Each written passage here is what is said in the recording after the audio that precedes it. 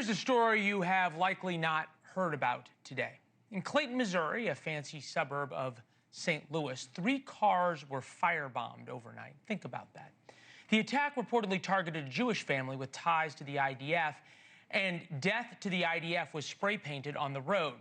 Obviously, it's being investigated as a hate crime, and it's just another in a trend of anti-Jewish incidents in America after October 7th. New FBI crime data is out from last year. Of the hate crimes, the anti-religious hate crimes that have been committed, nearly 70% were anti-Jewish, despite Jews making up just 2.4% of the population. Only 9% of hate crimes were anti-Muslim, but everybody wants to talk about all hate crimes being bad. Of the Jews killed in hate crimes, they were all carried out by those on the left, not right, like the couple killed at the Israeli embassy in D.C. earlier this year. The vast majority of attacks against Jews are from the left, not the right. That's why nobody cares. Violence from the left against Jews, violence against Jews is somehow ignored. Imagine if these were the cars of a black family with some other kind of graffiti. Really. Think of the rightful outrage. Where is that outrage now? The coverage would have been very different. You certainly would have heard it by now. Every network morning show would be in St. Louis tomorrow because the victims are Jewish. Nobody cares. In fact, the only reason we know that the graffiti said death to the IDF is because a local news station flew their drone over it. The Clayton police didn't even put it in the press release. Maybe they didn't want to upset the progressive left that lives in Clayton, Missouri.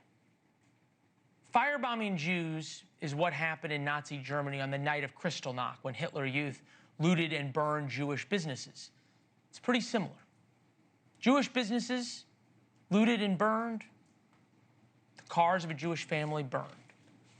Over the past few years, the progressive left kept telling us that silence is violence. And now they are awfully silent about this. The reason is obvious. Some on the left will say, if only Israel was to be nicer to the Palestinians, things like this wouldn't happen. As if the Jews who were attacked are at fault. Some Jews did take the appeasement route towards Nazi Germany after Kristallnacht. I can assure you that it will not happen again. For those counting, tonight is 668 days of captivity for the Jewish hostages kept in Gaza. 668 days since October 7th. The silence about them is deafening as well. We are going to have a lot more about this on the show tomorrow night.